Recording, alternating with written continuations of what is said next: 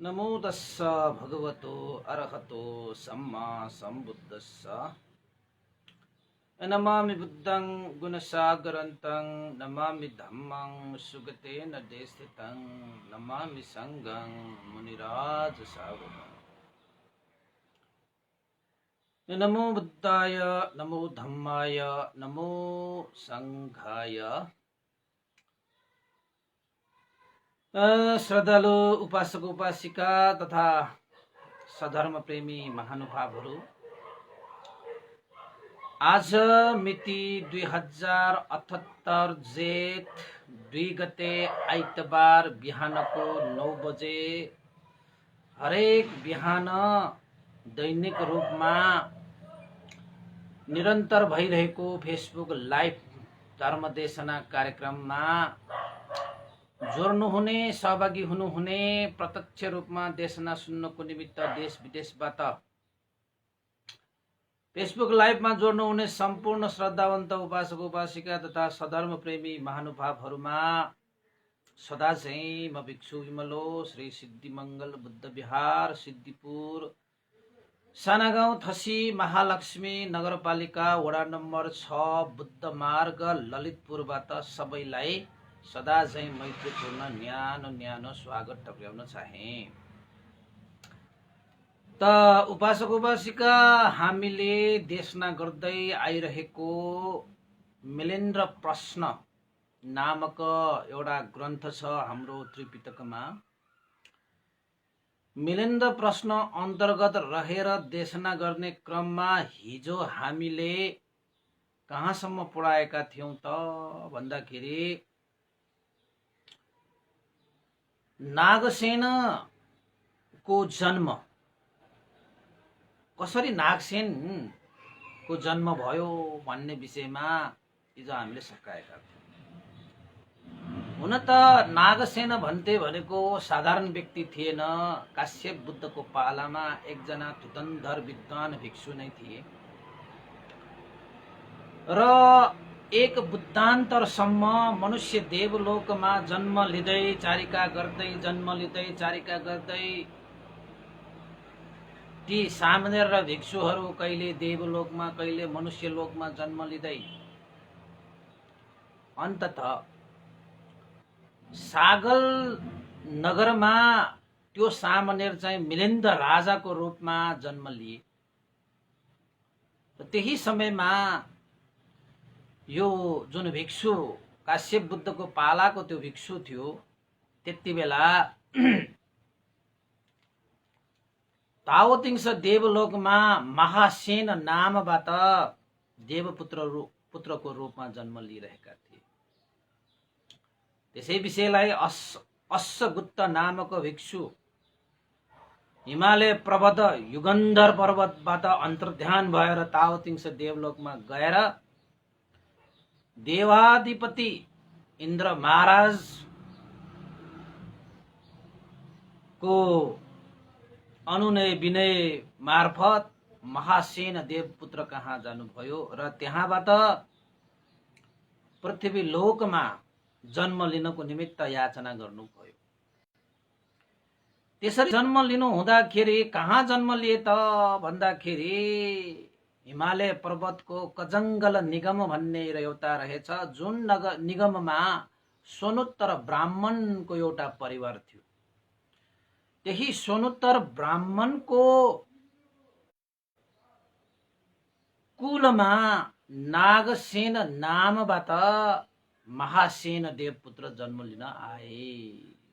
त्यसै सन्दर्भमा अश्वगुप्त नामक हिमालय पर्वतका त्यस भिक्षुले सन्निपात गरेका थिए, समागम गरेका थिए, भेला गरेका थिए। त्यस भेलामा रोहन नामक एकजना भिक्षु समापति ध्यान सुखमा लीन भइरहेको बेलामा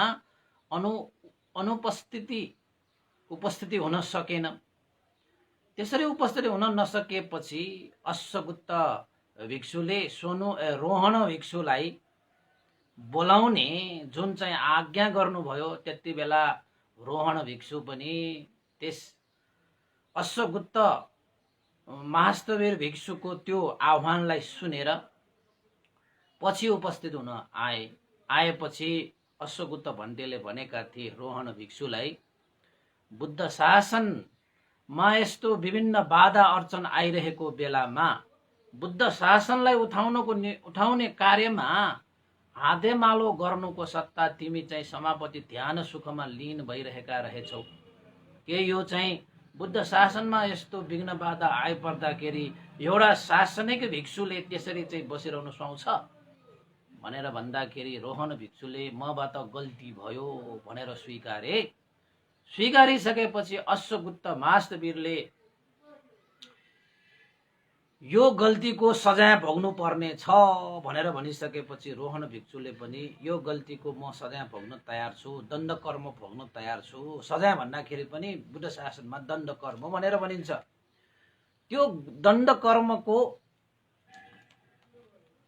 अनुसार अश्वगुप्त महास्तवीर भन्तेले रोहन भन्तेलाई भिक्षुलाई के भन्नुभयो त भन्दाखेरि, कजङ्गल निगम सोनुत्र ब्राह्मणको कोखमा महासेन देवपुत्रले नागसेनको रूपमा जन्म लिन आउनको निमित्त प्रतिसन्धि ग्रहण गर्नेछ।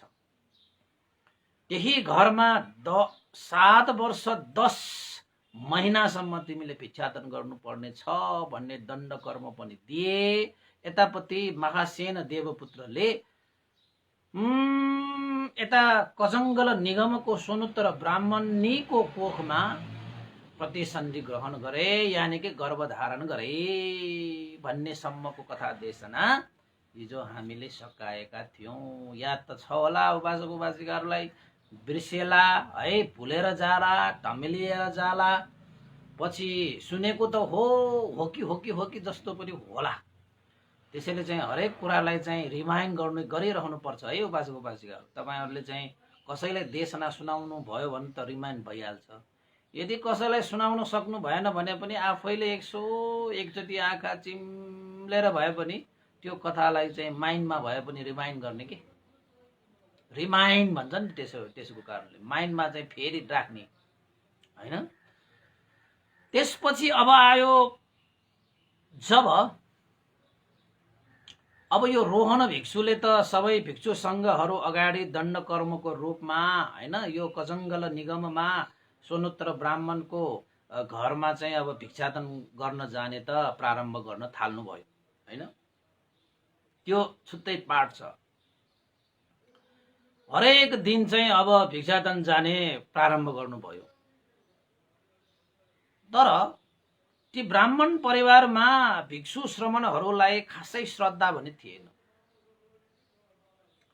त्यसैले भनिएको छ एउटा घटना त्यहाँ छ। एउटा रोहन भिक्षु 7 वर्ष 10 महिनासम्म भिक्षाटन जानु पर्नाको कारण त दण्ड कर्म नै हो। त्यस बेला एउटा कस्तो विशेष घटना घट्यो त भन्ने विषय एउटा घटना पनि जोडिएको छ। त्यो घटना पनि भनौँला।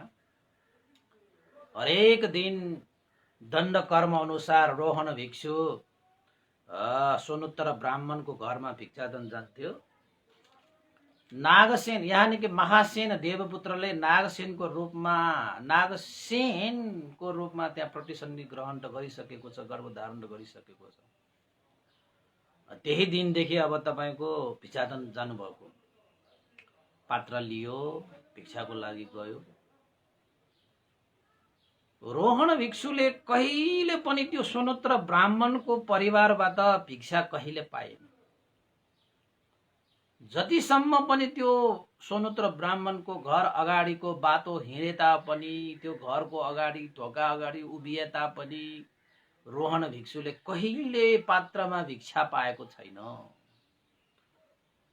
त्यो ब्राह्मण परिवारहरूले कहिले पनि हे श्रमण भिक्षुहरू हाम्रो चाहिँ घर अगाडि आए पात्र धारण गरेर भिक्षाटनको समयमा हामीले केही भिक्षा चाहिँ चढाउनु पर्छ पात्रमा भन्ने मानसिकता उनीहरूले विकास गर्दै सकेन, श्रद्धा व्यक्त गर्नै सकेन, विश्वास आस्था त्यस्ता कुनै चीज पनि पलाए। कहिले पनि यानि कि जहिले पनि खाली नै रोहन भिक्षुले त्यो घरबाट जहिले पनि खाली नै फर्किनु पर्ने बाध्यता थियो। अब यहाँनिर के छ त भन्दाखेरि श्रमण भिक्षुलाई पात्रमा भिक्षा नदिनु त एउटा पातो भइहाल्यो। अब भिक्षुले भिक्षा पाउनु त कता कता हो, त्यो ब्राह्मण परिवारबाट, त्यो स्थानबाट भिक्षाको सट्टा कहिलेकाहीँ निन्दा गर्थ्यो, गाली गर्थ्यो, गलौच गर्थ्यो। त्यो परिवारबाट कहिले पनि श्रद्धा आस्था विश्वास राखेर एउटा भातको सीता भन्छ नि त, एउटा भातको सीता पनि त्यो पात्रमा खसाएको भने थिएन। तैपनि अश्वगुप्त महास्तवीरको दण्ड कर्मद्वारा दण्डित व्यक्ति भएको कारणले गर्दाखेरि रोहन भिक्षुले कहिले पनि यो घरबाट, यत्रो वर्ष भइसक्यो मैले भिक्षाटन आएको, यो घरबाट कहिले पनि मैले भिक्षा पाएन, बरु भिक्षाको सट्टा निन्दा पायो, गाली पायो, गलौच पायो, तिरस्कार पायो, श्रद्धा आस्था विश्वासको नामै छैन भनेर कहिले पनि निराश भएर भिक्षाटन जानु चाहिँ छोड्नु भएन है। कहिले पनि छोड्नु जानु भएन। कारण के हो त भन्दाखेरि दण्ड कर्म भोगेको त भोग्नु पर्यो, त गइरहेको थियो, गइरहेको थियो, गइरहेको थियो, गइरहेको थियो, निरन्तर गइरहेको थियो। ब्राह्मण परिवारहरूले पनि वास्ता कास्ता भनेको के पनि थिएन। जहिले पनि आफ्नो आँगनमा गइरहेको भिक्षु देखिरहँदा पनि, जहिले पनि आफ्नो घरको ढोका अगाडि उभिन आएको भिक्षु देख्दाखेरि पनि, भिक्षाटनको समयमा पात्र लिएर आउँदाखेरि पनि एउटा ब्राह्मण जस्तो परिवारले एउटा भिक्षा दिन सकेन। बरु हे भिक्षु होइन भनेर चाहिँ अब एक किसिमले कुनै पनि शब्द पनि नबोल्ने एउटा त्रिस्किट के उपेक्षित भावमा बसिरहेको थियो त्यो परिवार चाहिँ। त हुँदा हुँदा हुँदा हुँदा हुँदा हुँदा 7 वर्ष 10 महिना पुगिसकेपछि होइन, एक दिन चाहिँ कस्तो एउटा चाहिँ शब्द सुन्न पायो त भन्दाखेरि त्यो रोहन भिक्षुले भिक्षाटनको लागि भनेर पात्र धारण गरी त्यो ब्राह्मणको घरमा अगाडि आएको, आउने बेलामा त्यो दिनमा चाहिँ हे श्रमण भिक्षु तपाईँ अगाडि जानुहोस्, उभिएर नबस्नुहोस्, अगाडि जानुहोस्, यानि कि अगाडि हिँड्नुहोस् भनेको मतलब भिक्षा शिक्षा दिँदैन हामी, अगाडि जानुहोस् भनेको मतलब अन्टै भिक्षा लिन जानुहोस् भनेको अर्थ लाग्छ। त त्यति बेला 7 वर्ष 10 महिनासम्म भिक्षाटन जाँदाखेरि पनि केही पनि नपाएको उपेक्षित भाव तिरस्कार मात्र पाएका ती व्यक्तिहरूबाट त्यो दिन चाहिँ हे श्रमण भिक्षु तपाईँ उभिएर नबस्नुहोस्, अगाडि बढ्नुहोस् भन्ने शब्द पाएपछि त्यो रोहन भिक्षुले ओहो 7 वर्ष 10 महिनापछि बल्ल मैले यो घरबाट मैले केही चिज पाएँ भनेर खुसी भयो के। त्यो पनि कस्तो, ए श्रमण भिक्षु तपाईँ उभिएर नबस्नु, अगाडि जानु। त त्यो भिक्षु रोहन भिक्षु प्रसन्न चित्त राखेर, अब भिक्षुहरू त जहिले पनि प्रसन्न हुन्छ, चाहे दियोस् नदियोस् होइन, दियो भने खुसी हुने, नदियो भने दुखी हुने स्वभावको त हुँदैन। भिक्षुहरू भनेको त अब आफ्नो कर्म संस्कार अनुसार जसले पुण्य सञ्चित गर्न चाहन्छ उनीहरूले चाहिँ भिक्षा दिने हो, नचाहनेले चाहिँ नदिने हो, बुझ्नेले दिने हो, नबुझ्ने नदिने हो। भिक्षुहरूलाई के छ र। बाटोमा गइरहेको थियो, अनि बाटोमा गइराख्दाखेरि त्यो सोनुत्र ब्राह्मण चाहिँ बाहिरबाट घर फर्किरहेको थियो के। घर फर्किरहेको बेलामा बीचमा रोहन भिक्षु र यो सोनुत्र ब्राह्मणको भेट भएछ। यसो हेरे त्यो सोनुत्र ब्राह्मणले चाहिँ आज यो रोहन भिक्षुको मुहार चाहिँ अलिकति हसिलो सन्तुष्ट भएको आदि इत्यादि देखे। अनि आफ्नै घरको बाटोबाट आइरहेको, अनि त्यो सोनुत्र ब्राह्मणलाई लाग्यो के भएछ, यो त मेरै घरको बाटोबाट फर्किरहेको छ, आज त मन पनि प्रसन्न देखिन्छ, खुसी पनि देखिन्छ, ओहो मुहारमा मैत्री पनि छल्किन्छ। अब हाम्रो परिवारबाट त श्रमण भिक्षुहरूलाई केही दिने सिने केही पनि चलन पनि छैन। यो भिक्षु त कति वर्ष भइसक्यो हाम्रो घर अगाडि आएको होइन, ढोका अगाडि आएर उभिएको, पात्र चिब्रो धारण गरेर बसेको हामीले त वास्तै गरेको थिएन। आज पनि हाम्रै घरबाट आइरहेको यसको मन प्रसन्न छ भने यसले केही चिज त पायो कि के हो? कुनै चिज प्राप्त गरेको व्यक्ति जस्तै खुसी देखिन्छ भनेर सोनोत्र ब्राह्मणले त्यो रोहन भिक्षुलाई भने, हे श्रमण, तपाईँ मेरो घरको बाटोबाट आइरहनु भएको छ, कतै तपाईँ मेरो घरबाट आइरहनु भएको त होइन भनेर भने। अनि रोहन भिक्षुले भने सोनोत्र ब्राह्मणलाई, हे ब्राह्मण हो, म तपाईँकै घरमा गएर आएको, तपाईँकै घर आँगनबाट म हिँडेर आइरहेको छु। ए हो र? आज त मन बडा प्रसन्न देखिन्छ, मुहार पनि चम्किलो हँसिलो देखिन्छ। तपाईँले मेरो घरबाट के पाउनुभयो कि के हो आज भनेर भन्दाखेरि रोहन भिक्षुले भने, हे सोनोत्र ब्राह्मण, म आज धेरै खुसी प्रसन्न पनि छु। हुन त म सदा नै प्रसन्न थिएँ, आज म अलि विशेष रूपले प्रसन्न छु। किन र भन्दाखेरि रोहन भिक्षुले भने, आज मैले तपाईको घरबाट केही चिज पाएँ। 7 वर्ष 10 महिनासम्म भिक्षाटन आउँदाखेरि केही चिज नपाएको त्यो गृहबाट आज मैले केही पाएँ, त्यसैले म खुसी भएँ। तपाईको घरबाट केही पुण्य सञ्चित गरेछ, पुण्य लाभ भयो तपाईको लागि। त्यसैले हामी प्रभुजी जीवन धारण गर्ने मान्छेलाई कसैले पुण्य गर्दाखेरि खुसी हुन्छ। कसैले दानशील भावनाले कुशल कर्म गर्यो भने त्यसमा चाहिँ मन प्रसन्न हुन्छ।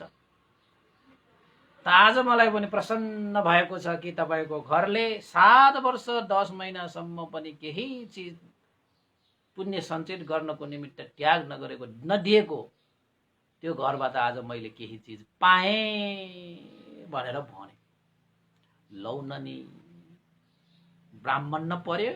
लौ भनेपछि त यो श्रमण भिक्षुले आज धेरै चिज पायो कि क्या हो?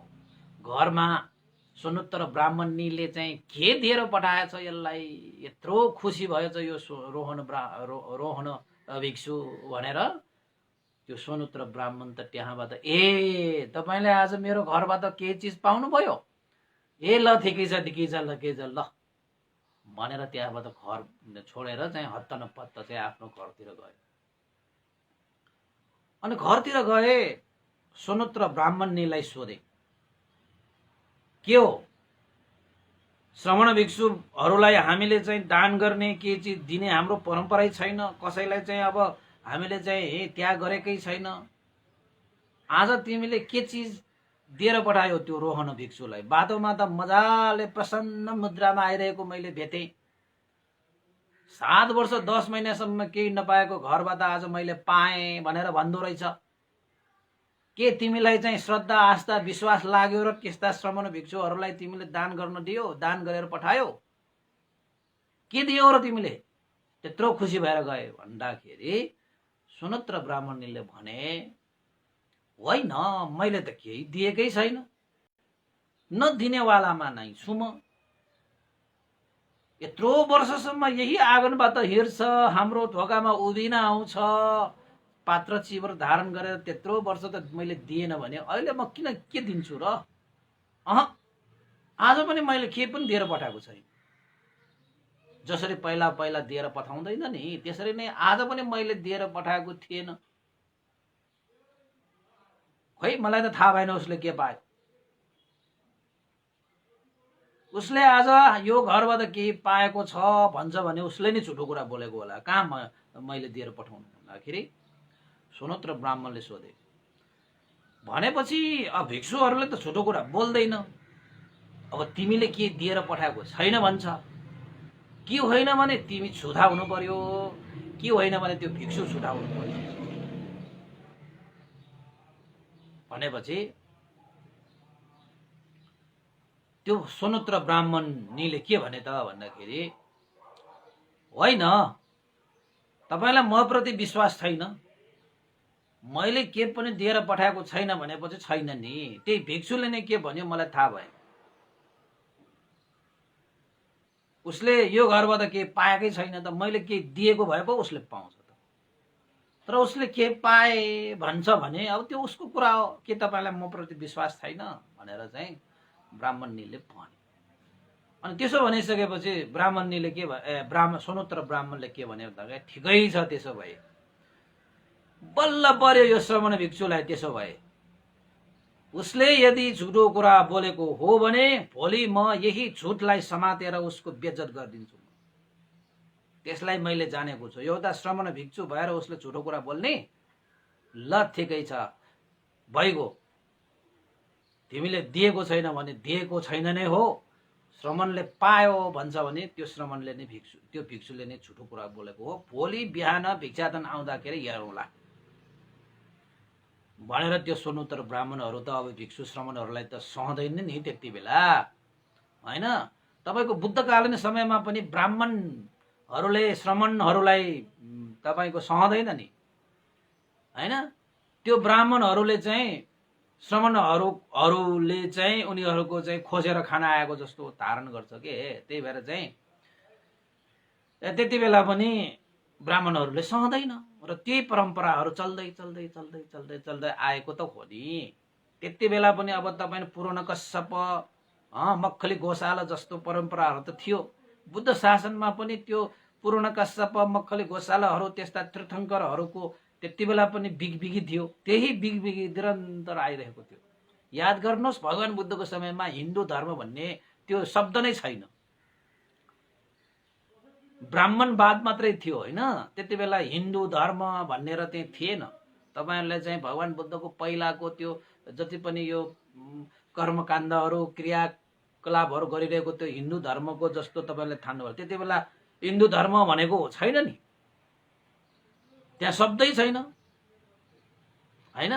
त्यति बेला त ब्राह्मणहरूले गर्ने त्यो संस्कारहरू, ब्राह्मणहरूले गर्ने परम्पराहरू, ब्राह्मणवाद, ब्राह्मण धर्म मात्रै थियो त्यति बेला। अब त्यसरी चाहिँ यो पूर्णकश्यप मक्खली गोशाला भनेकाहरू पनि यो त तीर्थङ्करहरूले गर्ने आचरणहरू उनीहरूकै धर्म थियो। पछि के भएर येन तेन धर्म आयो त्यो बेग्लै कुरा हो, होइन? अब श्रमणलाई भोलिको भिक्षाटन आउँदाखेरि झुटो कुरा गरेको भनेर उसलाई लान्छना लगाउनु पर्यो। त्यही झुटलाई समातेर उसलाई मैले गर्न जानेको छु भनेर चाहिँ पर्खिरहेको सोनोत्तर ब्राह्मण भोलि रोहन भिक्षु साँच्चैकै भिक्षाटनको समयमा पात्र चिवर धारण गरेर आउँदाखेरि त्यो सोनोत्तर ब्राह्मणले के भने त भन्दाखेरि बस आयो असत्य श्रमण भनेर भन्छ। अब रोहन भिक्षु त एउटा चाहिँ अरहन्त भइसकेको व्यक्ति, अर्काको मनको कुरा थाहा पाउने व्यक्ति, मनोमया ज्ञान, होइन? चित्त उत्पत्ति हुने ज्ञानसम्म भएको व्यक्ति, यानि कि आश्रय क्षय अरहन्त भइसकेको व्यक्ति। त्यसपछि भिक्षाटनको समयमा आउनु हुँदाखेरि सोनोत्तर ब्राह्मणले लान्छना लगाए, आरोप लगाए, निन्दा गरे। एउटा त्यागी भएर, एउटा श्रमण भएर झुटो कुरा बोल्ने असत्य श्रमण, यस्तो श्रमणहरूको चाहिँ अनुहारै हेर्न नपरोस्, हाम्रो आँगनमा पाइलै नटेकोस्, हाम्रो चाहिँ घरको ढोका अगाडि उभिनै नआओस्, यस्ता असत्य श्रमणहरू भनेर भन्दो रहेछ। त्यसपछि रोहन भिक्षुले मैत्रीपूर्वक के भने त भन्दाखेरि, हे सोनोत्तर ब्राह्मण, तपाईँले यो के भनिरहनु भएको छ? मैले के त्यस्तो झुटो कुरा गरेर, मैले के असत्य चिजमा चाहिँ मैले चाहिँ पाइला चालेर तपाईँले मलाई त्यसरी भन्नुहुन्छ? त्यसरी भन्नुहुन्न। तपाईँले मलाई आलान्छन लगाउँदै हुनुहुन्छ, निन्दा गर्दै हुनुहुन्छ। यो सुहाउँदो कुरा भएन, तपाईँ जस्तो ब्राह्मणलाई यो सुहाउँदो कुरा भएन भनेर रोहन भिक्षुले सोनोत्तर ब्राह्मणलाई भनेछ। अनि सोनोत्तर ब्राह्मणले रिसाएर के भनेछ त भन्दाखेरि, हिजो मैले बाटोमा भेट्दाखेरि के भनेका थियौ? मेरो घरबाट केही पायौ रे तिमीले? जबकि मेरो घरमा श्रमण भिक्षुहरूलाई कुनै दान गर्ने चलनै छैन, दान दिँदा पनि दिँदैन। हिजो पनि दिएको थिएन, आज पनि दिँदैन, भोलि पनि दिँदैन। त्यस्तो घरबाट तिमीले पायौ भनेपछि म अचम्मित भएर घरमा गएर आफ्नै श्रीमतीलाई सोधे, तिमीले के दिएर पठायौ भनेर। त मेरो श्रीमतीले मलाई भन्छ के पनि दिएर पठाएको छैन। जब मेरो घरबाट केही अन्न पान तपाईले केही पाउनै भएको छैन भने हे श्रमण तिमीले किन पायौ भनेर मलाई भन्यो। भनेपछि तिमीले झुटो कुरा बोलेको भएन। यस्ता झुठा श्रमणहरू मेरो आँगनमा पाइलै नटेकोस्। यस्ता श्रमण झुठा श्रमणहरूको अनुहारै हेर्न नपरोस् भनेर पो भन्दो रहेछ। अनि रोहन भिक्षुले मैत्रीपूर्वक मुस्कुराएर के भन्नुहुन्छ त भन्दाखेरि, हे सोनोत्तर ब्राह्मण, हिजो मैले तपाईको घरबाट केही अन्नपान पाएको थिएन, अन्नपान पाएको होइन भनेर भनेपछि अन्नपान नपाएको भए तिमीले चाहिँ भिक्षाटन आएको भिक्षुले किन के पायो भनेर भनेको त भन्दाखेरि, रोहन भिक्षुले के भने त भन्दाखेरि, मैले 7 वर्ष 10 महिनासम्म हे ब्राह्मण तपाईको घरमा भिक्षाटन आएर मैले कुनै पनि अन्नपान पाएको थिएन, कुनै पनि अन्नपान पाएको थिएन। तर हिजोको दिनमा त्यत्रो वर्षपछि बल्ल मलाई तपाईको घरबाट हे श्रमण भिक्षु तपाई अगाडि बढ्नुस् भन्ने मैत्रीपूर्ण वचन मैले पाएको हुँ। त्यस्तो वचन पनि मैले त्यत्रो वर्ष तपाईको घरमा भिक्षाटन आउँदाखेरि कसैबाट पनि मलाई एउटा शब्द मैले पाएको थिएन। मलाई उपेक्षित गरे, मलाई निन्दित गरे, मलाई चाहिँ तिरस्कृत गरे, कहिले पनि एउटा शब्द पनि मैले पाइएन। तर हिजो मैले तपाईको घरबाट त्यस्तो हे श्रमण तपाई अगाडि बढ्नुस् भन्ने मैले शब्द पाएर म खुसी भए, म प्रसन्न भएर म फर्केको थिएँ। बाटोमा तपाईलाई भेटेँ, तपाईले केही पाउनु भयो त भनेर सोध्नु भयो। मैले पाएँ भने, तपाईले के पाउनु भयो भनेर सोधेको भयो, मैले हिजै भन्थे तपाईको घरबाट मैले यस्तो वचन पाएँ भनेर मैले भन्थे। तपाईले नसोधिकन घरबाट के प्राप्त भयो भन्ने बित्तिकै तपाई हुर्किएर घरमा जानुभयो त तपाईले तपाईको श्रीमतीलाई अन्नपानको विषयमा सोद्धाखेरि चाहिँ दिएको होइन नि भन्छन्। तपाईको परिवारबाट मैले अन्नपान अहिलेसम्म त्यत्रो वर्ष भयो मैले पाएको थिएन। हिजो तपाईको परिवारबाट तपाईको गृहबाट मैले हे श्रमण अगाडि बढ्नुस् भन्ने वचन चाहिँ पाएको हो, त्यसैले मैले पाएँ भने के मैले झुटो कुरा बोले? मलाई त त्यो वचन पाउँदाखेरि नै मलाई खुसी प्रसन्न भयो त भनेर भन्छ। त्यसपछि सोनोत्तर ब्राह्मण त जिल्ल परे। ओहो, यो श्रमणहरू त एउटा वचन पाएर पनि यति प्रसन्न हुन सक्ने, कहिले पनि पाउँदैन भनेर थाहा हुँदा हुँदै पनि मेरो घरमा यत्रो वर्षसम्म भिक्षाटन आइरहेको नै थियो, केही पाएन अन्नपानको नाममा। तर हिजो वचन पाए भन्छ। ओहो, यसरी एउटा वचन मात्र पाएर त प्रसन्न भएर यति प्रशंसा गर्छ भने केही अन्नपान उसको पात्रमा दिन पाए त कति प्रशंसा पाउने होला मैले, उसले चाहिँ सारा संसारलाई कति व्याख्या गर्ने होला।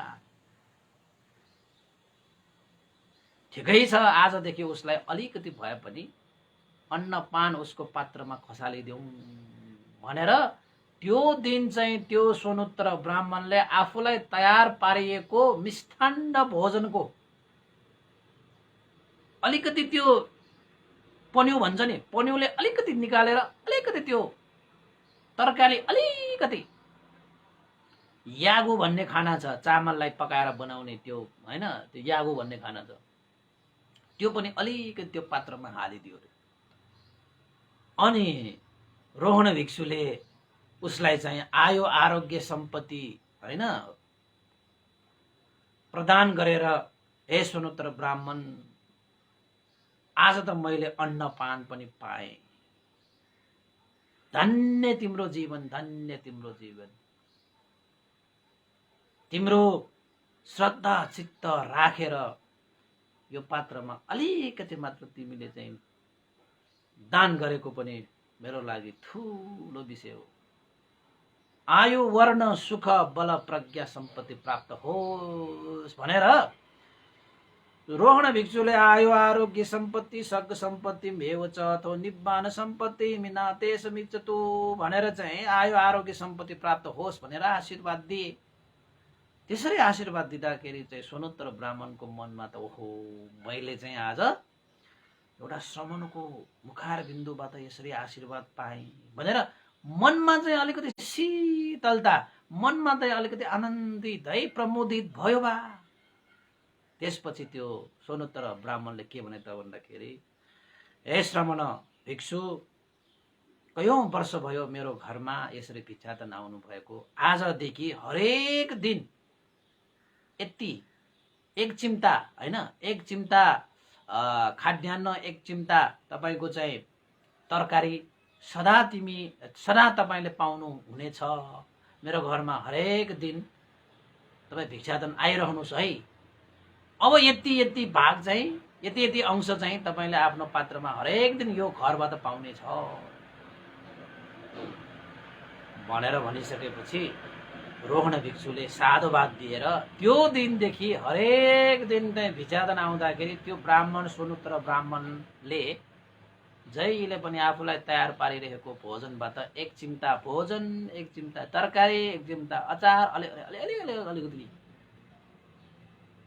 बर्मामा त अहिले पनि एक चम्चा दिने चलन छ, धेरै ठाउँमा दिन्छ, टन्न हुन्छ हुन त। त्यसरी दिन थाले। अब त्यसरी आउँदाखेरि त्यो रोहण भिक्षुलाई नजर लगाउने बानी पर्यो, हेर्ने बानी पर्यो, कहिले आउँछ रोहण भिक्षु भने जस्तो लाग्यो। त्यसरी हेर्दा हेर्दै रोहण भिक्षुको जुन व्यवहार छ शान्त शीतल हैन सुन्दर देख्न थाले। त्यसरी देख्न थालिसकेपछि रोहण भिक्षु त्यो सोनोत्तर ब्राह्मणको मनमा अलिकति श्रद्धा वृद्धि हुन थाले। ओहो यो भिक्षु त तीर्थङ्करहरू जस्तो छैन, कति शीतल छ, कति शान्त छ, कति आनन्दित छ, प्रसन्न, देख्ने बित्तिकै प्रसन्न भएर आयो त। उसलाई श्रद्धा भइसकेपछि धर्मको पाइला त चाल्यो त। त्यसपछि एक दिन चाहिँ त्यो सोनोत्तर ब्राह्मणले रोहण भिक्षुलाई भने, हे श्रमण, आज तपाईँ अन्त भिक्षाटन जानै नपर्ने गरी मेरै घरमा आज भिक्षाटन भोजन गर्न आउनुहोस् भनेर निमन्त्रणा गरे। हेर्नुहोस् है, रोहण भिक्षुले पनि स्वीकारे, हुन्छ भनेर चाहिँ स्वीकारे। घरमा गएर भोजन दान गरे। भोजन दान गरिसकेपछि रोहण भिक्षु त अब आश्रय क्षय भइसकेको भिक्षु, त्यस्ता व्यक्तिहरूसँग एकपल्ट मात्र सङ्कट गर्नुपर्छ, कस्ता कस्ता हैन खजानाहरू पाउँछ भन्ने कुरा त यो सही श्रमणहरूसँग सङ्कट गर्नेहरूले थाहा हुन्छ। त्यसपछि त भोजन ग्रहण गरिसकेपछि त खाइसकेपछि जुरुजुरु उठेर आउने होइन भिक्षुहरू भनेका। त्यसपछि त्यो भिक्षुले चाहिँ के गरे त भन्दाखेरि आशीर्वाद पनि दिए, भोजन दानको आनिशंस देशना पनि गरे, परित्राण पनि गरे हैन। अनि बल्ल मात्रै चाहिँ मैत्रीपूर्वक बिदा मागेर गए। त्यसो गर्छन् त भिक्षुहरूले। अब अलिअलि देशना सुन्न थालेपछि त्यो सोनोत्तर ब्राह्मणलाई चाहिँ मनमा प्रसन्न भयो। ओहो यो श्रमणहरूले त कति मनमा चाहिँ छुने किसिमले धर्म देशना गर्दो रहेछ बा। अन्नपान दान गर्नुको यस्तो महान आनिशंस रहेछ। ओहो अहिलेसम्म मलाई थाहा थिएन। दान त गर्ने थियो तर दानको महिमा, दानको आनिशंस मलाई त थाहा थिएन। यो श्रमणले मात्रै मलाई थाहा थियो। यो श्रमण भिक्षुहरूसँग धेरै यस्ता ज्ञान विद्याहरू छ होला। भोजन दान गर्ने बेलामा त यस्ता धर्मको कुराहरू पनि सुनाउने रहेछ भनेर त्यो सोनोत्तर ब्राह्मण, हुन त सोनोत्तर ब्राह्मण पनि त पण्डितै हो हैन, उनीहरूको हिसाबबाट। त्यसपछि त्यो सोनोत्तर ब्राह्मणले रोहण भिक्षुलाई के भने त भन्दाखेरि, हे श्रमण भिक्षु, हरेक दिन मेरै घरमा तपाईँ भिक्षाटन भोजन आउनुहोस् भनेर कयौं समयसम्म त्यो सोनोत्तर ब्राह्मणले तपाईको रोहन भिक्षुलाई अब हरेक दिन चाहिँ भोजन दान गर्न थाले।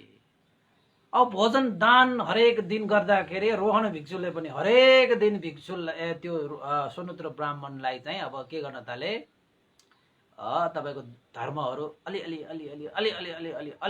गर्दा धेरै भगवान बुद्धको धर्मको कुराहरू सुनाइसकेको रहेछ। त्यो परम्परा चाहिँ चल्दै गयो है। त्यसरी चाहिँ एउटा रोहन भिक्षुले 7 वर्ष 10 महिनासम्म भिक्षाटन जाँदाखेरि पनि केही नपाएको घरमा अन्तस रोहन भिक्षुले हरेक दिन भोजन प्राप्त गर्न सके। यो श्रमणहरूको त्यो एउटा चाहिँ अनुभव हो, धर्मको प्रभाव हो त्यो, हैन। यतापट्टि अब मैले तपाईलाई त्यो घटना एउटा मात्रै जोडेको थिएँ। यतापट्टि नागसेन यो महासेन देवपुत्र र नागसेनको रूपमा जन्म लिन आयो। प्रतिसन्धि यानी गर्भधारण गरेको कोखमा बास बस्न आएको 10 महिनापछि सोनोत्तर ब्राह्मणीले एउटा पुत्र रत्न प्राप्त गरे, जसको नाम नागसेन भनेर राखे। नागसेनलाई पनि ब्राह्मण कुलमा एकदमै कुनै अभाव बिना नै हुर्काए बढाए। सानै उमेरदेखि नागसेन साह्रै नै चतुर विद्वान पण्डित भएर निस्कियो। धेरै कुराहरू जान्न खोज्ने, सुन्न खोज्ने, चिन्न खोज्ने त्यस्तो भयो। नागसेन जन्म भएको यो के भन्छ प्रतिसन्धि ग्रहण गरेकै बेलामा पनि, जन्म लिनु त के प्रतिसन्धि ग्रहण गरेकै बेलामा पनि तपाईको 3 प्रकारका प्रभावहरू देखिन थालेको थियो। एउटा चाहिँ शस्त्र अस्त्र चाहिँ ज्वाजल्यमान भएर आएको, दोस्रो चाहिँ नपाकेका धानहरू सबै पाकेको, र नागसेनले प्रतिसन्धि ग्रहण गर्दाखेरि घनघोर वर्षा भएको। यो 3वटा प्रभाव देखिएको थियो, हैन। अब प्रतिसन्धि ग्रहण गर्दाखेरि मात्रै त त्यस्तो प्रभाव देखिने त्यो नागसेन अब जन्म भइसकेपछि बिस्तारै बढ्दै जाँदाखेरि साह्रै नै प्रभावहरू देखिन थाल्यो। त्यो बालक चाहिँ अद्भुत बालक भएर निस्कियो। अरू बालकहरू जस्तो थिएन, एकदम चतुर बलवान, हैन, पण्डित, हैन, अर्कै किसिमले आयो। हरेक कुरामा चासो राखेर सिक्न चाहने, बुझ्न चाहने खालको थियो। त्यसपछि सोनोत्तर ब्राह्मणले नागसेनलाई, छोरा नागसेन, अब तिमीले ब्राह्मण कुलको सम्पूर्ण वेदहरू, विद्याहरू, शिल्पहरू तिमीले सिक्नुपर्छ भनेर भनिसकेपछि नागसेनले पनि के भने त भन्दाखेरि, हुन्छ बुबा, म वेदहरू, शिल्पहरू र विद्याहरू जति पनि छन् ब्राह्मणहरूको कुलमा सिकाइने त्यस्ता शिक्षा विद्याहरू सबै म सिक्दछु भनेर चाहिँ त्यहाँ सिक्न थाल्यो। अनि सोनोत्तर ब्राह्मणले एउटा चाहिँ धुरन्धर ब्राह्मण आचार्यलाई घरमै बोलाएर उसलाई चाहिने आवश्यक खर्चहरू बेहोरेर आचार्यको रूपमा प्रतिष्ठित गराएर नागसेन भन्तेलाई जति पनि ब्राह्मणहरूको सिकाउनु पर्ने वेदहरू, विद्याहरू, तपाईको शिल्पहरू जति पनि छन् ती सम्पूर्ण चाहिँ सिकाउन थाले। यसरी एउटा चाहिँ ब्राह्मण आचार्यको छत्रछायामा बसेर नागसेनले सम्पूर्ण त्रिवेदहरू पनि पारङ्गत गरे, शिल्पहरू पनि पूर्ण रूपमा सिके, विद्याहरू पनि सम्पूर्ण रूपमा सिके। भनिन्छ त्यति बेला नागसेनले जति पनि यो त्रिवेदहरू छन्, शिल्पहरू छन्, विद्याहरू छन्, एकपल्ट मात्र पढेपछि सबै परिपूर्ण हुन्थ्यो रे। एक बार पढेपछि 2 बार पनि पढ्नु पर्दैन थियो रे। त्यस्तो एउटा धुरन्धर विद्वान भएर निस्क्यो त्यो नागसेन। गुरु हुने, आचार्य हुने त्यो ब्राह्मण नै आश्चर्य रे। किन त भन्दाखेरि उसले अध्ययन गर्दै गर्दाखेरि पनि त्यति चाँडो, त्यति सरल, त्यति सजिलो किसिमले कुनै पनि वेदहरू, कुनै पनि शिक्षा, कुनै पनि विद्या, हैन, कुनै पनि शिल्पहरू चाहिँ सिक्न सकेको थिए। त नागसेनले त त्यसरी सिके। ओहो, यो बच्चा त अद्भुत अद्भुत अद्भुत। गुरु चाहिँ नै आश्चर्यचकित हुन्थ्यो। त्यसैले चाहिँ भनिन्छ नागसेनले त्यो आचार्यको छत्र छहारीमा बसेर शब्द ज्ञान, छन्द ज्ञान, भाषा ज्ञान, त्यसपछि इतिहासका ज्ञानहरू, पद ज्ञान, व्याकरण, लोकायत, त्यस्तै गरी महापुरुष लक्षण जस्ता शास्त्रहरू, विद्याहरू, शिल्पहरू पूर्ण गरेर एउटा चाहिँ पण्डित भएर निस्के। अब सबै चिजहरू चाहिँ पूर्ण रूपमा सिकियो। त्यसपछि गुरु त्यो ब्राह्मण आचार्यले नागसेन भन्तेलाई आफूसँग भएको ब्राह्मणहरूसँग जति पनि सिक्नुपर्ने चिजहरू सबै सजिलै सरल तरिकाले उसले सिकेको देखेर अचम्मित भएर चाँडै नै सिकिसकेपछि त नागसेनले सोचेको थियो यो भन्दा पनि बढी सिक्न पाइएला कि भनेर सोचेको। त आचार्यले के भने त भन्दाखेरि, हे शिष्य, हे नागसेन, जति मसँग छ त्यति सम्पूर्ण तिमीले सिकिसक्यौ, जानिसक्यौ। यति सजिलो पाराले, यति सरल पाराले, यति कम समयमा यतिका त्रिवेदहरू, शिल्प विद्याहरू, हैन, विभिन्न चाहिँ शास्त्रहरू सिक्ने त कोही पनि छैन। अद्भुत छौ तिमी, अद्भुत छौ। अब जे मसँग छ तिमीसँग पनि भइसक्यो। अब मैले तिमीलाई अरू थप सिकाउन सक्ने अवस्थामा छैन, तिमी पूर्ण भयो भनेर भन्छ। त्यसपछि नागसेनले चाहिँ आफूले जति पनि प्राप्त गरेका त्रिवेदहरू, शिल्पहरू, विद्याहरू, शास्त्रहरू, हैन, जति पनि ज्ञानहरू छन्, शिक्षाहरू छन्, त्यसलाई चाहिँ निरीक्षण परीक्षण गरेर हेरे, भित्र गएर हेरे कि यति मात्रै हो र संसारमा ज्ञान, यति मात्र हो र विद्या, यति मात्र हो र शिक्षा, यति मात्र हो र शास्त्र। गुरुदेवले त जति छ त्यो सबै सिकिसक्यो भन्छ। के अब म पूर्ण रूपमा चाहिँ अब ज्ञानले परिपूर्ण भएँ त भनेर चाहिँ आफैलाई प्रश्न गर्दाखेरि पनि नागसेनलाई के लाग्यो त भन्दाखेरि, यति ज्ञानले त यो संसारमा यो ज्ञानलाई परिपूर्ण गर्न सकिँदैन, धेरै कुराको अभाव रहेछ भनेर उसले चाहिँ सोध्न थाले। आफ्ना पितासँग पनि सोधे, आचार्य पनि सँग सोधे, के यो भन्दा पनि बढी ब्राह्मण कुलमा पढ्नु पाउने अरू कुनै ज्ञान छैन? त्यसपछि चाहिँ सोनोत्तर ब्राह्मण र उसका आचार्यहरूले पनि के भने त भन्दाखेरि, यो भन्दा बढी ज्ञान त ब्राह्मण कुलमा अरू के पनि छैन। तिमी सम्पूर्ण ब्राह्मण कुलको ज्ञान, विद्या, शिल्प, शास्त्र, वेदबाट पारङ्गत भइसक्यो भनेर भनेपछि नागसेन भन्तेलाई त निराश भयो। ओहो, यति ज्ञानले त कहाँ सम्पूर्ण हुन्छ, यति मात्र भए त यो ब्राह्मण विद्या, यो शिल्प विद्या, यो शास्त्र, यो वेद, यो शिक्षा, यो ज्ञान परिपूर्ण छैन।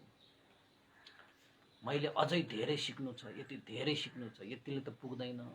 यो त कुनै, यति ज्ञानले त कुनै फल प्राप्त गर्नै सक्दैन। यो ज्ञान त निष्फल, यसको कुनै आधार छैन। यतिले त यो जीवनलाई सार्थक तुल्याउनको निमित्त पुग्दैन। किन त ऊ त आफै त महासेन देवपुत्रमा त्यति बेला विद्वान थियो, निर्वाण प्राप्त गर्नको लागि भनेर चाहिँ अब पुण्य सञ्चित गरिरहेको व्यक्ति अब मनुष्य लोकमा आएर त्यति मात्र सिक्ने हो भने त उसलाई त यो त केही होइन। उसलाई त तुच्छ लाग्यो कि त्यो ज्ञान, त्यो वेदहरू, त्यो शिल्पहरू, त्यो विद्याहरू, त्यो शास्त्रहरू उसलाई तुच्छ लाग्यो। यस्ता चिज प्राप्त गरे त के नै गर्न सकिन्छ र भएन बा, कसले मलाई यो भन्दा बढी ज्ञान दिन सक्छ? यो भन्दा बढी ज्ञान पाइएन भने त जीवनको कुनै अर्थै भएन भनेर नागसेनले विचार गर्दै बसे।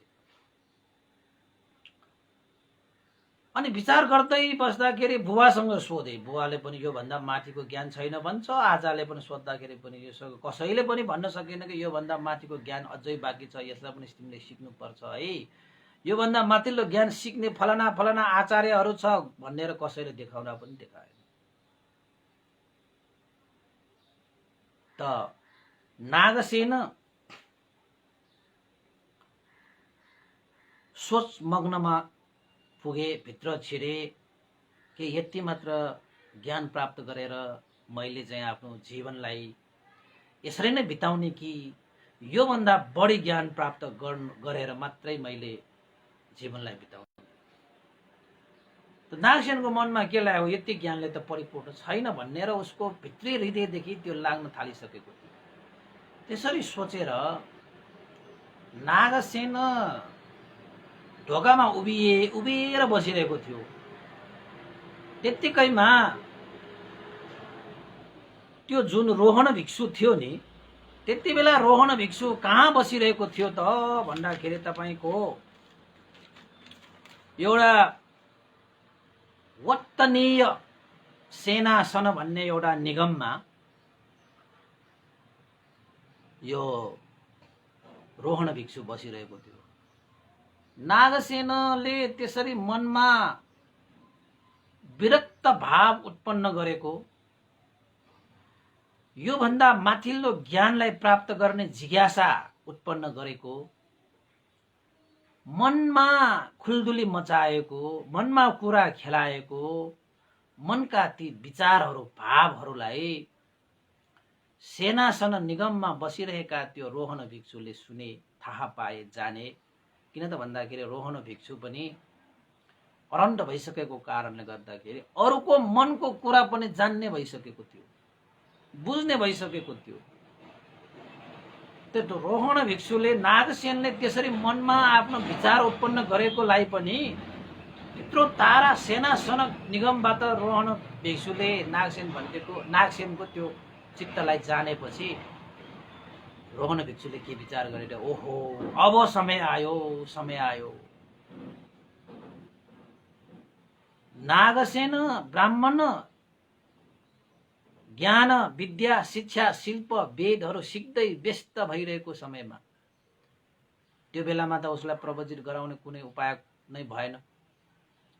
अब त नागसेनले विचार गरे कि यो भन्दा पनि माथिल्लो ज्ञान कसरी प्राप्त गर्न सकिन्छ, कसले मलाई यो ज्ञान देला भन्ने मनसाय राखेको छ। यही बेला म अब नागसेनलाई भेट्नु पर्छ भनेर चाहिँ रोहित भिक्षु त्यहाँबाट अन्तर्ध्यान भएर सिधा चाहिँ कजङ्गल निगम स्वनत्र ब्राह्मणको घर अगाडि आइपुगे। त्यसरी आएपछि त्यो नागसेनले स्वनत्र ब्राह्मणलाई चाहिँ टाढेबाट आइरहेको देखेपछि कति शान्त, कति शीतल, कति आनन्दित, कति प्रमुदित, अरू सांसारिक व्यक्तिहरू भन्दा त साह्रै बेग्लै। अब हुन त तपाईको चाहिँ मनमा त्यस्तो श्रद्धाको भाव, आस्थाको भाव, विश्वासको भाव उत्पन्न भएपछि नै एउटा कुनै पनि व्यक्तिलाई सही मानेमा चिन्न सकिन्छ। हुन त पहिला पनि नदेखेको होइन होला, तर आज चाहिँ अलिकति बेग्लै किसिमले देखे। त्यसपछि चाहिँ नागसेनको मनमा उत्पन्न भयो, यो संसारिक पण्डा बेग्लै छ, उसको रूप बेग्लै, उसको वस्त्र बेग्लै, सबै चिज उसको बेग्लै छ। त्यसैले न यो श्रमणले केही कुराहरू थप जानेको छ कि भनेर मनमा खुल्दुली लागेर नागसेन दगुडेर गएर त्यो चाहिँ रोहन भिक्षुलाई बाटो हेर्न गए। बाटो हेर्न गइसकेपछि मनमा श्रद्धा आएको कि बेला भयो कि टाइम नआएसम्म केही पनि हुँदैन, अब समय आयो। त्यो नागसेनको हात जोडेर भने, हे श्रमण, तपाईको आज मैले दर्शन पाउँदाखेरि मनमा मलाई साह्रै शीतल भयो, मनमा मलाई साह्रै शान्त भयो, मन मेरो प्रमुदित भयो, खुसी भयो मेरो मन। कसरी मलाई आज तपाईले तानेको जस्तो भयो। के तपाईले एउटा त्यस्तो विशेष ज्ञान तपाईले पाउनु भएको छ? जुन ज्ञानले सांसारिक बन्धनबाट मुक्त भएर जान सक्ने त्यस्तो विशेष ज्ञान के तपाईले पाउनु भएको छ? मैले त ब्राह्मणहरूले सिक्ने जति पनि वेद शास्त्र विद्या शिक्षा हैन शिल्पहरू छन् सबै सिक्दाखेरि पनि त्यो ज्ञान मैले सम्पूर्ण पाउँदाखेरि पनि संसारिक यो दुःख कष्ट शोक पीडा चिन्ताबाट मुक्त भएर जाने मैले त त्यो ज्ञानमा मार्ग पाइएन। यद्यपि मेरा आचार्यले पनि सम्पूर्ण ज्ञान दिए, तिमी अब पूर्ण भयो भनेर भन्छ, तर मैले त्यही ज्ञानलाई निरीक्षण परीक्षण गर्दाखेरि मैले त एउटा पाइला पनि चालिएको छैन जस्तो लाग्यो बा। भनेपछि यो ज्ञानले मात्र म यो संसारिक बन्धनबाट मुक्त भएर जान सक्ने क्षमता त मसँग छैन। हे श्रमण, के तपाईले त्यस्तो मार्ग पाएका छौ, हिँडेका छौ, त्यस्तो शिक्षा ज्ञान विद्या पाएका छौ? तपाईले मलाई सिकाउन सक्नुहुन्छ त्यस्तो पाएको छ भने भनेर भन्छ। त्यसपछि त्यो रोहण भिक्षुले भन्छ, हे नागसेन, यदि तिमी चाहन्छौ भने सम्पूर्ण यो संसारिक दुःखबाट मुक्त भएर जाने मार्ग तिमी हिँड्न चाहन्छौ भने त्यो मार्ग म तिमीलाई देखाइदिन्छु।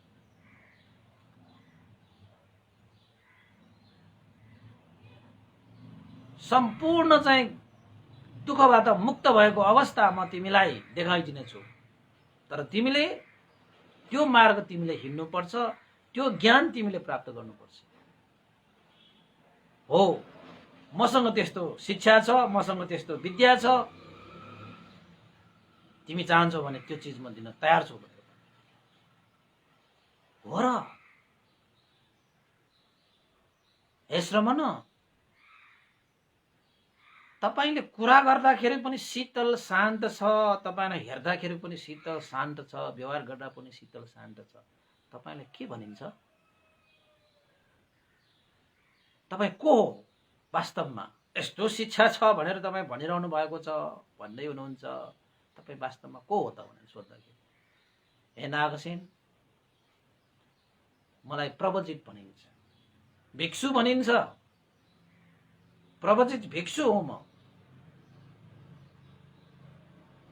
जुन प्रवजित भिक्षुहरूले सम्पूर्ण दुःखबाट मुक्त भएको अवस्था निर्वाण प्राप्तिको लागि त्यागी भएको भनिन्छ भनेर भन्यो। नागसेनको त अब हरेक कुरामा जिज्ञासा राखिहाल्ने, सिक्नु पनि हुन्छ। तपाई र अरूमा धेरै फरक छ। कयौं मेरा आचार्यहरू छन्, जता पालेको छ, केश धारण गरेको छ, तर तपाईको शिरमा त म एउटा पनि केश देख्दिन। किन तपाईको र अरूको यो शिरमा शिर फरक छ?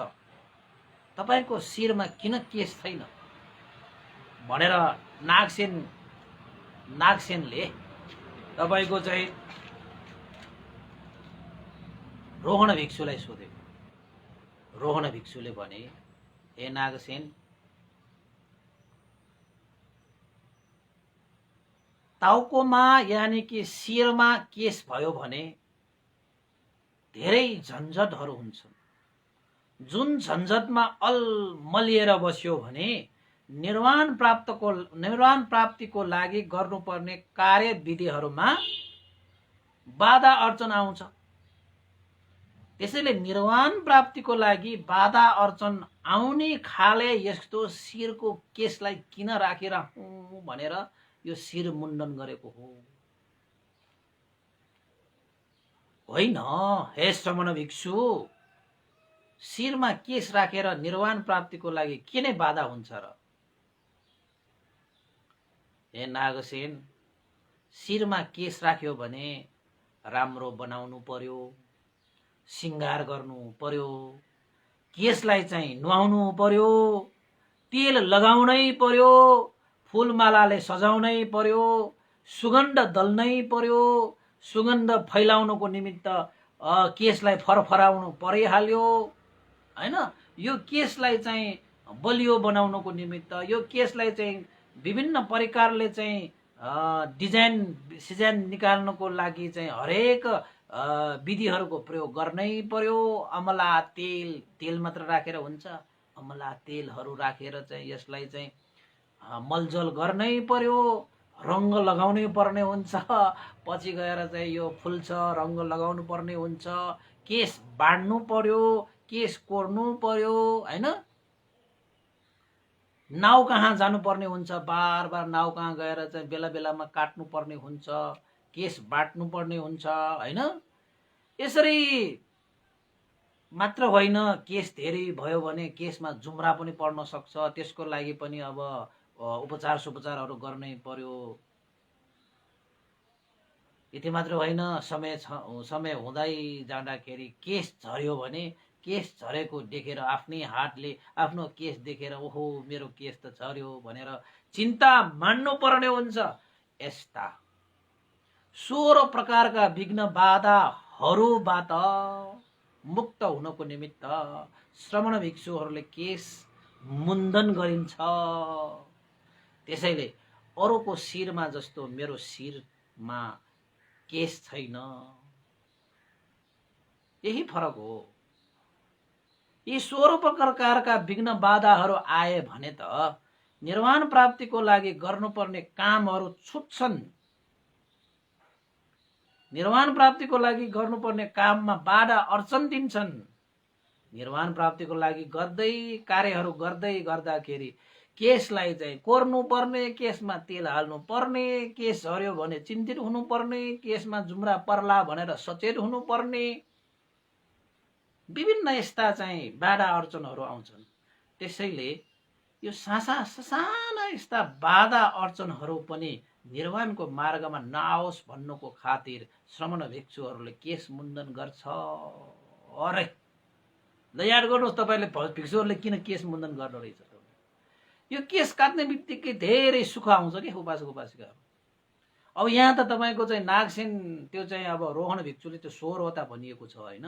त्यसमा पनि अब तेलहरू हाल्ने, अब तपाईँको अमलको तेल हाल्ने, यो दुईटा त्यस्तै भएको कारणले गर्दाखेरि पनि समग्र भन्दा पनि 10वटा जस्ती होइन दुःखहरू हट्छन् रे केस काट्यो भने। अब जस्तै तपाईँहरूको चाहिँ राम्रो बनाइरहनु परेन, तपाईँको सिङ्गार पटार गर्नु परेन।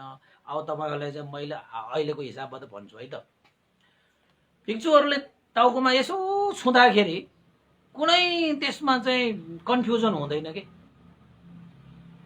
यो केस यता फर्किएको छ कि उता फर्किएको छ भनेर झुक्किँदैन कि, जस्ताको तस्तै हुन्छ भिक्षुहरू। अब विनय धर्ममा त्यस्ता धेरै कुराहरू सिक्न सकिन्छ। तपाईँहरू चाहिँ बिहान जतिसुकै केस चाहिँ कोरेर तपाईँ सुतेर एकचोटि उठेर एकचोटि आफ्नो अनुहार त्यो ऐनामा अनुहार हेर्नुहोस् न, तपाईँको त्यो केसको कारणले गर्दाखेरि तपाईँको अनुहारै कस्तो कस्तो भएको छ। तर भिक्षुहरू भनेको त केस कोर्नै पर्दैन, केस यता जान्छ उता जान्छ भन्ने डरै छैन।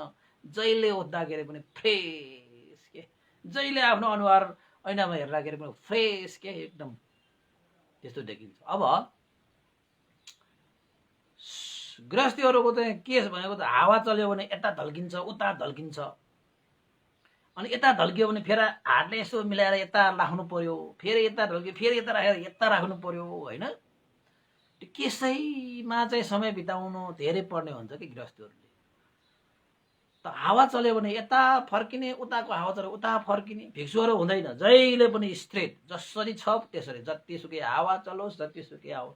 त्यसैले त्यहाँनिर रोहन भिक्षुले पनि नागसेन भन्तेलाई भनेको थियो, भिक्षु श्रमणहरूले यो केसहरू दारी जुङ्गाहरू काट्नुको अर्थ त्यो हो अरे कि। त्यसैले भिक्षुहरूले चाहिँ कहिले पनि केस राख्नु हुँदैन, जुङ्गा राख्नु हुँदैन, दारे राख्नु हुँदैन, चटाचट काट्नुपर्छ। हो मैले काटिरहेको छु नि, तपाईँलाई देश नगर्नको पनि मैले एकचोटि काट्छु कि यहाँ भाइ भाइ भाइ गरेर। किन त भन्दाखेरि श्रमण भिक्षुहरूलाई केस धारण गरेको सुहाउँदैन, गृहस्थीहरूलाई केस नभएको सुहाउँदैन। भनिन्छ नि भिक्षु पिण्ड सन्दट ल्याम्मलो, गृहस्थी पिण्ड सम्मन्ट ल्याम्मलो। नेवार भाषाबाट भन्छ नि, तपाईँले सुन्नुभएको होला। भिक्षुहरूको शिरमा यो कपाल दारी जुङ्गा हुनु चाहिँ सुहाउँदैन, त्यो विनय धर्म अनुसार मिल्दा पनि मिल्दैन हैन। त्यसैले मुण्डन गरेको किन त भन्दाखेरि यो एउटा केसले पनि निर्वाणको मार्गमा बाधा नआओस्, एउटा जुङ्गाले पनि निर्वाणको मार्गमा बाधा नआओस्, एउटा दारीले पनि निर्वाणको मार्गमा हिँडेका भिक्षुहरूलाई बाधा नआओस्। आउँछ तपाईको जुङ्गाले पनि आउँछ, दारीले पनि आउँछ, केसले पनि आउँछ। बनाउनु पर्यो, काट्नु पर्यो, मिलाउनु पर्यो, हेर्नु पर्यो, ऐनामा गएर मिल्छ कि मिल्दैन। त्यो केसले गर्दाखेरि अनुहार यस्तो हसिलो अनुहार नै के ताल हुन्छ, त्यसैले त्यसलाई काटिदियो भने ढुक्क भयो नि त। त्यसैले नागसेन श्रमण भिक्षुहरूले यसरी 16वटा बाधा पन्छिनको निमित्त शिर मुण्डन गर्छ, दारी जुङ्गा काट्छ। त्यसैले अरूको शिर जस्तो मेरो शिर छैन भनेर रोहन भिक्षुले नागसेन नागसेन भन्ते त भएको छैन, मैले भन्ते मात्र आउँछ। नागसेन मात्रै छ, एउटा ब्राह्मण कुलमा जन्मिएको एउटा महासेन देवपुत्र हो। त्यो देवता देवलोकबाट झरेको। अब तपाईँ हामी पनि देवलोकबाट झरेको हो कि के हो? देवलोकबाट झरेका व्यक्तिहरू धेरै प्रज्ञावान हुन्छ के, बुद्धि विवेक हुन्छ भन्ने प्रज्ञा त अब त्यस्तै हो होइन, सिक्दै गयो भने। अस्ति ब्रह्मलोकबाट झरेको व्यक्ति कस्तो हुन्छ भन्ने कुरा पनि सुनाए होइन। अब प्रेत लोकबाट आएको मान्छेहरू खाने पिउने मात्रै के, असुर लोकबाट आएका मान्छेहरू त कस्तो हुन्छन्, झगडालु मात्रै, रिसालु मात्रै, हत्या हिंसा मात्रै गर्नेमा रुचाउँछन् असुर लोकबाट आएकाहरू। अब तपाईँको चाहिँ नरक लोकबाट आएका मान्छेहरूलाई त यहाँ त कम्ता दुःख पाउँछ, तिनीहरूले खानै पाउँदैन, लाउनै पाउँदैन, कस्तो दिन दुखेहरू भएको हुन्छ। हुन त मेहनत गर्नुपर्छ होइन, पाउन त पाइन्छ, त्यत्तिकै बसिरह्यो भने त पहिलाकै कर्मले मात्र दोहोरिने भयो त त्यस्तै हुन्छ होइन। अब पशु योनिबाट आएका मान्छेहरू त काम गुणमा लिप्त, काम गुणमा मात्रै लिप्त भएर चाहिँ जीवन बिताउँछ। देखिन्छ तपाईँ धर्म कर्मको कुरा सुन्यो भने यो मान्छे देवलोकबाट आएको हुनुपर्छ। ल म कहाँबाट आएको होला ल भन्नुहोस् त, सकिन्छ कसैले तपाईँलाई हेरेर भन्न सक्नुहुन्छ होइन। खै यसलाई छोडौँ। त त्यसपछि नागसेनले अर्को पनि जिज्ञासा राखे रोहन भिक्षुसँग। कसरी राखे त भन्दाखेरि, हे श्रमण भिक्षु, तपाईँको यो जुन वस्त्र छ, यो जुन वस्त्र छ बेग्लै छ। अरूहरू पनि विभिन्न त्यागीहरू छन्, अरूहरू पनि आचार्यहरू छन्, उनीहरू जस्तो तपाईँको वस्त्र छैन। तपाईँले यो कासाय वस्त्र किन धारण गर्नु पर्यो, यो गेरुवा वस्त्र तपाईँले किन धारण गर्नु पर्यो, यो पनि म जान्न सक्छु भनेर नागसेनले सोधेछ। त्यसपछि रोहन भिक्षुले भने, हे नागसेन, हामी श्रमण भिक्षुहरूले कासाय वस्त्र धारण गर्छौँ, गेरुवा वस्त्र धारण गर्छौँ। यसलाई चिवर भनेर भनिन्छ, जसलाई हामी अरन्तहरूको ध्वजा, अरन्तहरूको चिन्ह। यो चिवरमा तपाईँले मार्गफल प्राप्त गर्ने पूर्ण अधिकार हुन्छ कि निर्वाणसम्म प्राप्त गर्ने अधिकार हुन्छ। अरन्त भावमा प्रकट हुनको निमित्त अधिकार प्राप्त कि ध्वजा।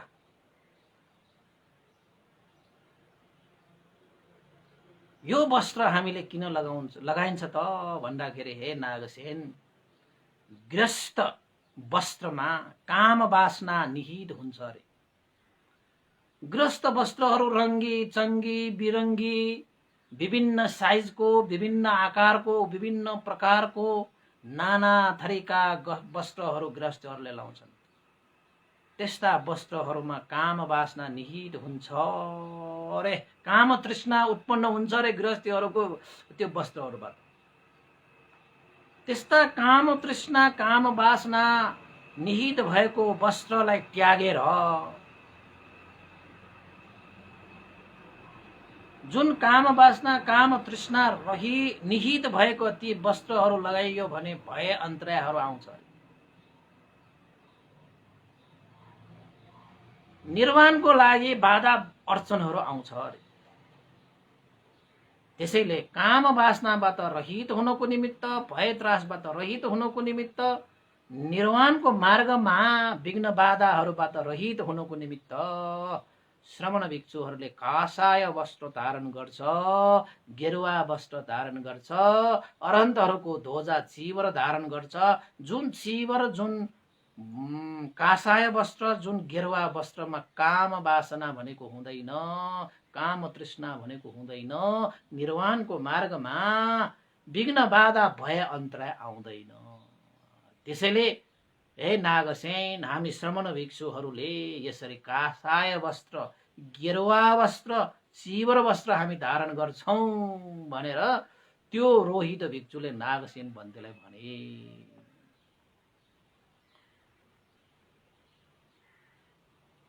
हैन? त्यसपछि नागसेनको मन त घुम्यो, दिमाग त घुम्यो। ओहो, यसरी श्रमण भिक्षुहरू भइसकेपछि, शिरमा मुण्डन गरिसकेपछि, चिवर वस्त्र धारण गरेपछि निर्वाण पुग्ने सम्मको शिक्षा हुँदो रहेछ, ज्ञान हुँदो रहेछ, विद्या हुँदो रहेछ। ससाना कुराहरूबाट पनि जागृत भएर, स्मृतिवान भएर निर्वाणको पथमा हिँड्ने रहेछ। ओहो, यो भिक्षु त साँच्चैकै ज्ञानी भिक्षु रहेछ। ल, यो भिक्षुसँग ठुल्ठुलो ज्ञान हुनुपर्छ, अब म योसँग यो ज्ञान चाहिँ म सिक्छु भनेर नागसेन भन्दाले उठी त्यो चाहिँ रोहन भिक्षुलाई वन्दना गरेर के भने त भन्दाखेरि, हे श्रमण भिक्षु, यसरी चाहिँ तपाईसँग भएको यसरी चाहिँ पूर्ण जीवनलाई पूर्ण गरिदिने त्यस्तो शिक्षा मलाई पनि प्रदान गरिदिनुहोस् न, म पनि लिन्छु नि तपाईसँग। भनेपछि तपाईसँग ठुल्ठुलो ज्ञान हुनुपर्छ, मलाई त्यस्तो ज्ञान देऊ न भनेर भने। त्यसपछि रोहन भिक्षुले के भने, अहिले म भिक्षाटन आएको, भिक्षाटनको बेलामा यस्ता शिक्षाहरू दिने समय होइन। समय बित्यो भने, भिक्षाटनको समय बित्यो भने फेरि भिक्षा लिन पनि नमिल्ने अवस्था आउँछ। त्यसैले पहिला भिक्षाटन नै गरौँ, यो समय शिक्षा दिने होइन, यो भिक्षा लिने समय हो यो भनेर। त्यसो भए मलाई भिक्षा सकिसकेपछि मलाई ज्ञान दिने हो त? अवश्य दिने, हामी त ज्ञानै दिनको निमित्त चाहिँ जीवन त्याग गरेर प्रवचित भएका। त्यसो भए हे श्रमण, हे भिक्षु, मेरो घरमा आज भिक्षा ग्रहण गरिसकेपछि मलाई चाहिँ त्यो ज्ञान दिनुहोस् है त भनेर भने। त्यसपछि रोहित भिक्षु मौन भएर स्वीकारे। त्यसपछि नागसेनले रोहन भिक्षुलाई लिएर आफ्नो घरमा गएर भोजन दान गरे। सबै कुराहरू दान गरिसकेपछि नजिकै बसेर नागसेनले के भने त भन्दाखेरि, हे श्रमण भिक्षु, अब त तपाईको भोजन पनि सकियो, ल अब तपाईसँग भएको ज्ञान मलाई दिनुहोस्, म तपाईले जति ज्ञान दिए पनि म लिन सक्छु, मलाई ज्ञान चाहियो भनेर भने। अनि रोहन भिक्षुले के भने, मसँग भएको श्रमण ज्ञान, श्रमण भिक्षुहरूले प्राप्त गरेको त्यो निर्वाण मार्गको ज्ञान म तिमीलाई अहिले दिँदैन। जब तिमीले श्रमण भिक्षुहरू जस्तै त्यागी भएर प्रवचित हुनेछौ, तब मात्र म तिमीलाई सबै ज्ञान दिन्छु, म सिकाइदिन्छु। श्रमण भिक्षुहरूको एउटा नियम नीतिहरू छन्, जहाँ बसेर तिमीले जुनसुकै श्रमण भिक्षुहरूको ज्ञान प्राप्त गर्न सक्छौ। घर गृहस्थीमा बसेर मात्रै मैले चाहिँ तिमीलाई ती सम्पूर्ण ज्ञान दिन सक्छु भन्ने हुँदैन। तिमी यदि श्रमण भिक्षु हुने हो भने, प्रवचित हुने हो भने तिमीलाई त्यो म ज्ञान दिन्छु भनेर। अब नागसेनलाई त ज्ञानै त चाहिने हो। त्यसपछि भने, ठिकै छ, मलाई त ज्ञान चाहिएको हो, प्रवचित हुनु परे पनि म प्रवचित भएर त्यो ज्ञान चाहिँ म लिन्छु। ल, के गर्नुपर्छ गर्नुहोस्, म प्रवचित भएँ भनेर भन्छु। त्यसपछि रोहन भिक्षुले के भने, प्रवचित हुनको निमित्त प्रवचित हुने व्यक्तिले मात्र इच्छा आकांक्षा जाहेर गरेर हुँदैन। त्यसको लागि घरमा भएका आफ्ना जन्मदाता आमा र पिता, हैन, माता र पिताको पनि अनिवार्य स्वीकृति चाहिन्छ।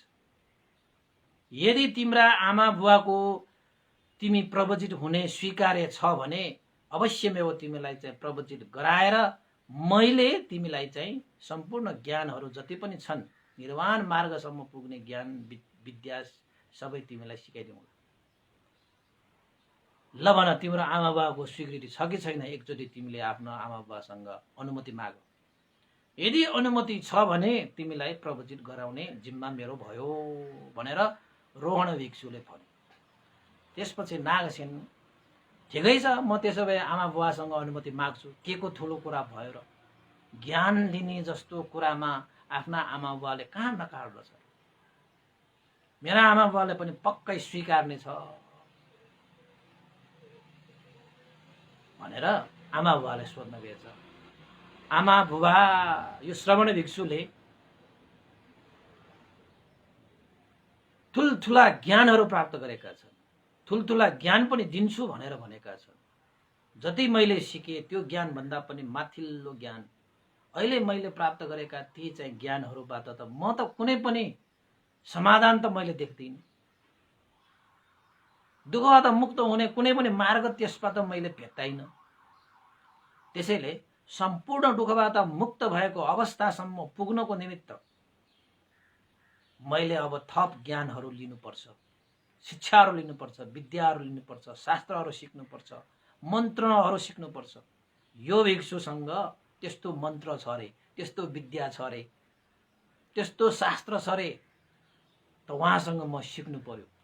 त सिकन त आफ्नै घरमा आउने श्रवण भिक्षु न हो, सिक्दा हुन्छ भनेर भन्यो। नागसेनले के भने त भन्दाखेरि, होइन आमा बुवा, त्यो ज्ञान, त्यो शिक्षा, त्यो शास्त्र, त्यो मन्त्र, त्यो विद्या सिक्नको निमित्त जब म प्रवचित हुन्छ तब मात्रै त्यो भिक्षुले चाहिँ सम्पूर्ण विद्याहरू सिक्न सकिन्छ, आर्जित गर्न सकिन्छ भनेर चाहिँ भन्नुभएको छ।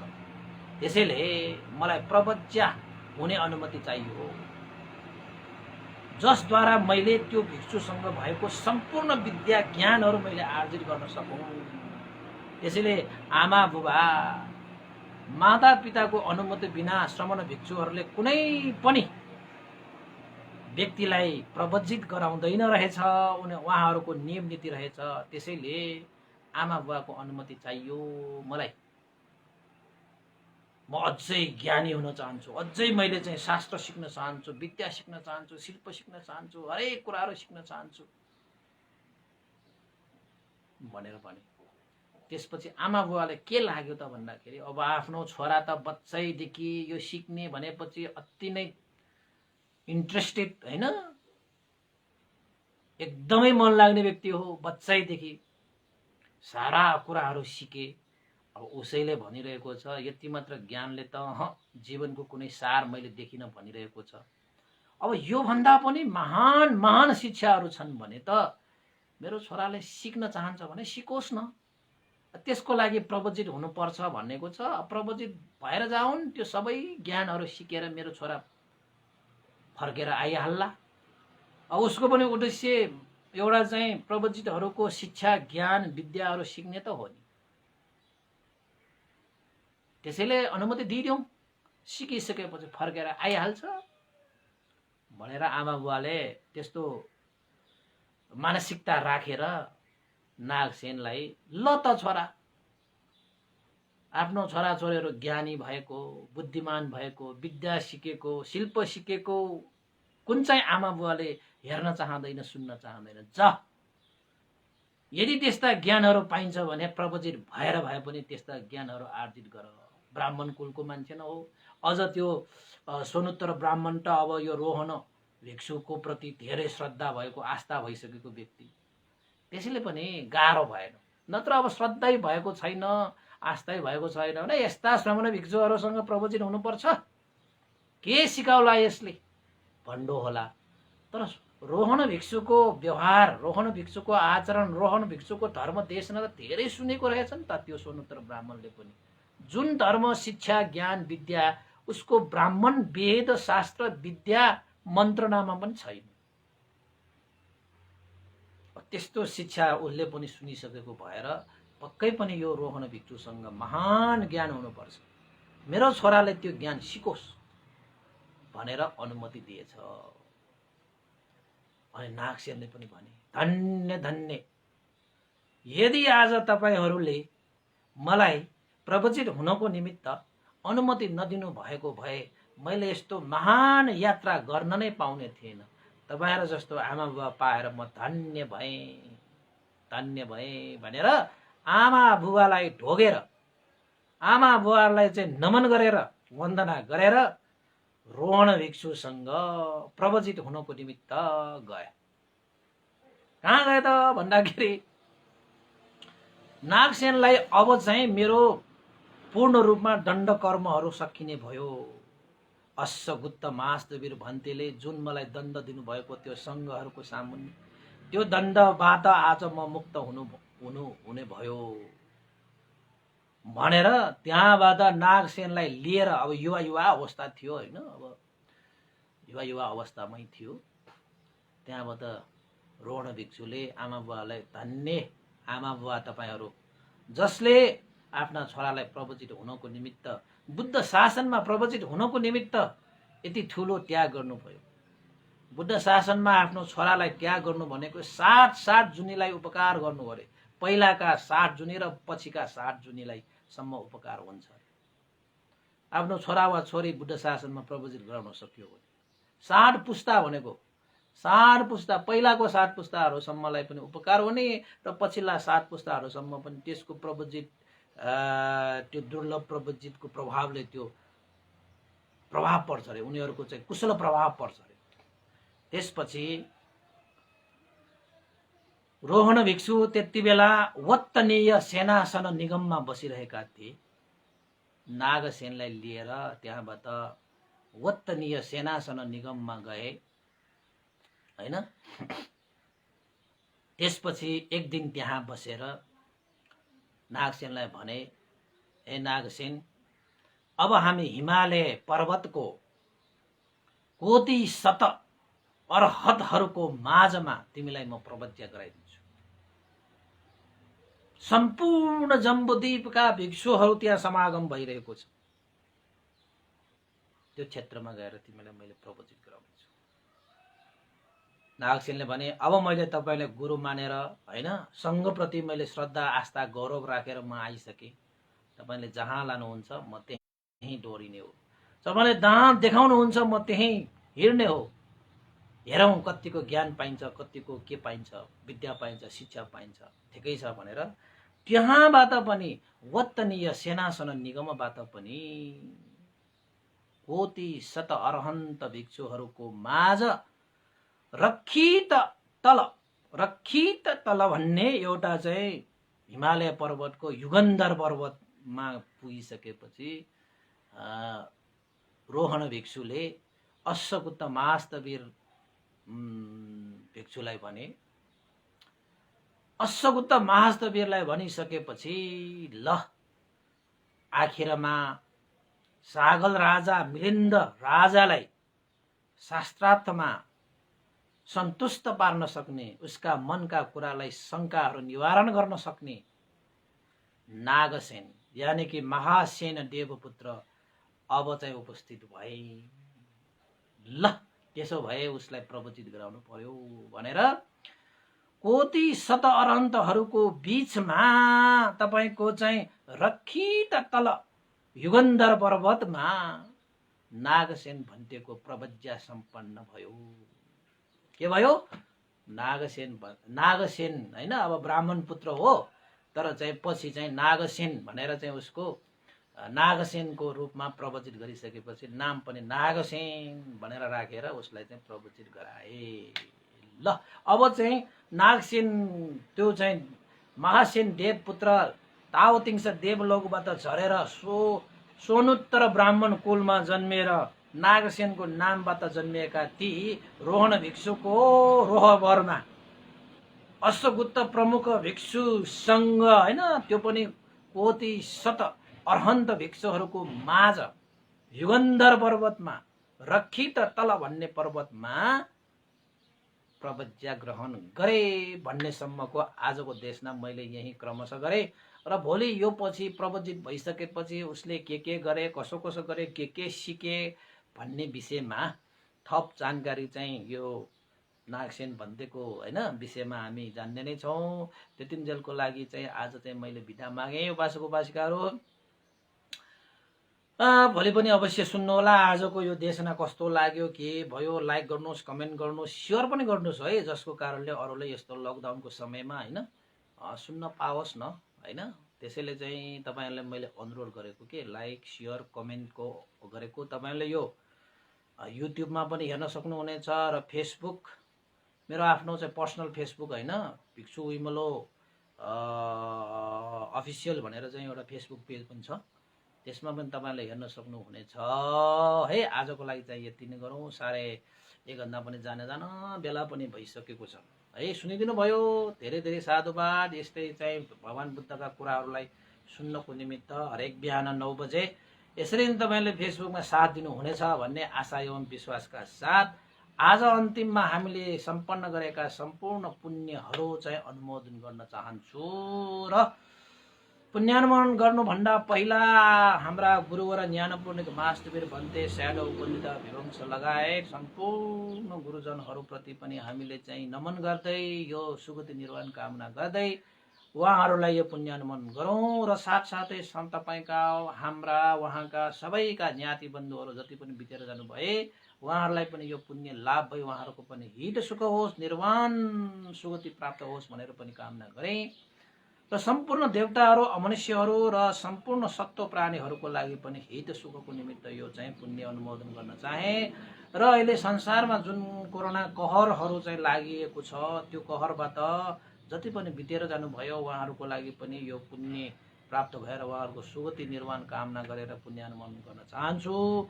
र कोरोनाबाट ग्रसित व्यक्तिहरू, रोग लागिसकेका व्यक्तिहरू जति पनि छन् उहाँहरूलाई चाहिँ त्रिरत्नको अनुभावले ती रोगहरू शान्त भएर जाउन् भनेर पनि हामीले आशिका गरिदिउँ, प्रार्थना गरिदिउँ, मैत्री भावना गरिदिउँ।